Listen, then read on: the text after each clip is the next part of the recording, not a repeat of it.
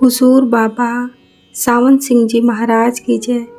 गुरु प्यारी साध संगत जी, 17 अगस्त 1945 की शाम को 4 बजे गांव टिपरी में सत्संग शुरू हुआ। हुजूर स्वामी जी की सार वचन नज़म में से गुरु गुरु मैं हृदय धरती लिया गया। दूसरे दिन सुबह तुलसीदास जी की रामायण उत्तरकांड में से यह प्रसंग लिया गया। रामचंद्र के भजन बिनु जो चहे पद निर्वाण, ज्ञानवंत अपि सोनर पशु बिन पूंछ विशान। काकभूषुंडी कहते हैं कि ए गरुड़, रामचंद्र जी जब बालक थे तो वे हाथों और पाँव के बल पर चलकर मुझ कौवे को पकड़ने के लिए हाथ पसारते थे, जैसे कि बच्चों का स्वभाव होता है। मैं आगे आगे भागता था। ज्यों-ज्यों मैं दूर जाता था, त्यों-त्यों मैं उनकी बाह को अपने पीछे देखता था, यहाँ तक कि मैं भ्रम तक जा पहुँचा। वहाँ गया तो भी रामचंद्र जी की बाह मुझसे सिर्फ 2 अंगुल पर थी। मैं परेशान हो गया और इस डर के मारे आंखें बंद कर ली तो क्या देखता हूँ कि मैं फिर कौशलपुर अयोध्या में हूँ। मुझे देखकर राम मुस्कुराए और मैं उनके मुंह में चला गया।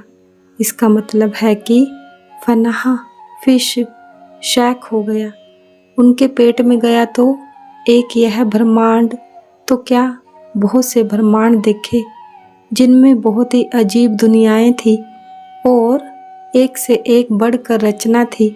करोड़ों ब्रह्मांड, करोड़ों शिव, अनगिनत सितारे, अनगिनत सूर्य, अनगिनत चांद, अनगिनत देवता, अनगिनत फरिश्ते और शैतान, अनगिनत जमीनें और अनगिनत राज्य, उनके हुक्मरान, बड़े बड़े समुंदर और नदियाँ और कई प्रकार की सृष्टि, देवता, मुनि, सिद्ध, नाग, नर, किन्नर, चारों खानों के जीव।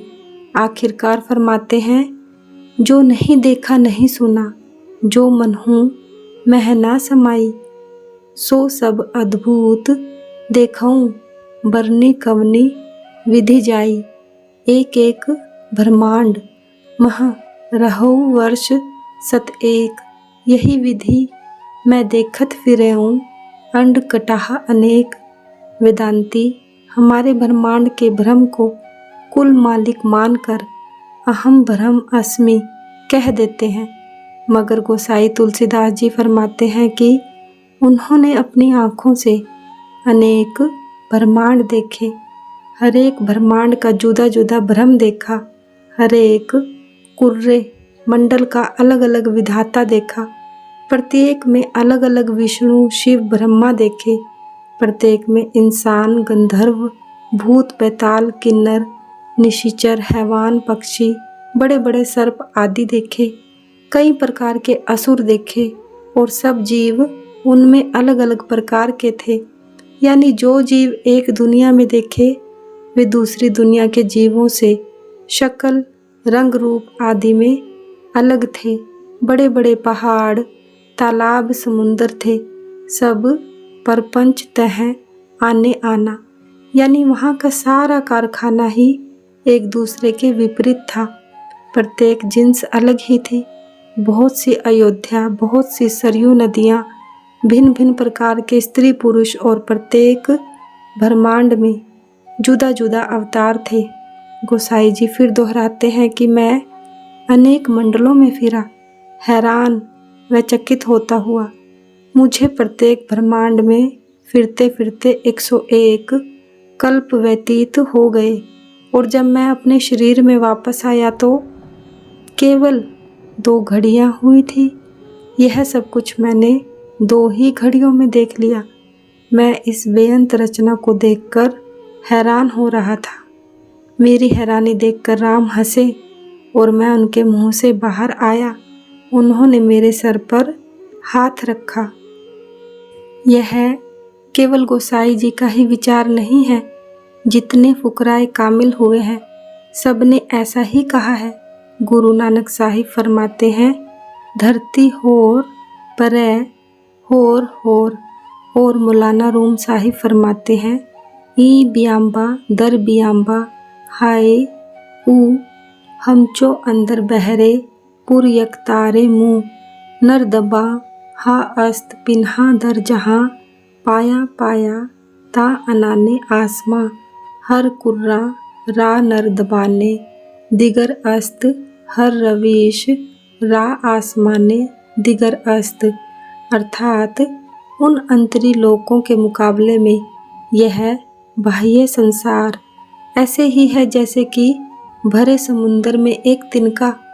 इस संसार में सीढ़ियाँ छुपी हुई हैं।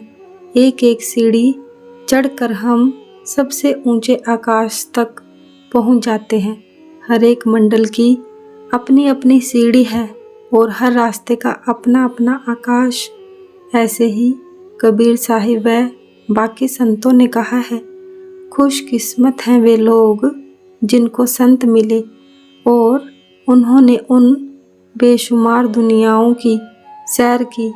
इसके बाद शाम को हुजूर स्वामी जी की बाणी में से जग में घोर अंधेरा भारी तन में तन का भंडारा लिया गया। इसके बाद श्री गुरु ग्रंथ साहिब में से बिख बोहिथा लादिया लिया गया। सत्संग के समाप्त होने पर हुजूर शीघ्र ही कालू की बड़ की ओर रवाना हो गए और रास्ते में 5-6 घरों में चरण डाले, क्योंकि कहते हैं कदमे दरवेशा रदे बला, अर्थात संत जहाँ चरण डाल दे वहाँ से सब आपत्तियाँ दूर हो जाती हैं। शाम के 8 बजे के बाद थक थक आकर वापस कालू की बड़ आ पहुँचे। सतगुरु महाराज की जय। सतगुरु तेरा ही आसरा, सतगुरु तेरा ही आसरा, सच्चे पातशाह तेरा शुक्र है। जय गुरुदेव, जय गुरुदेव।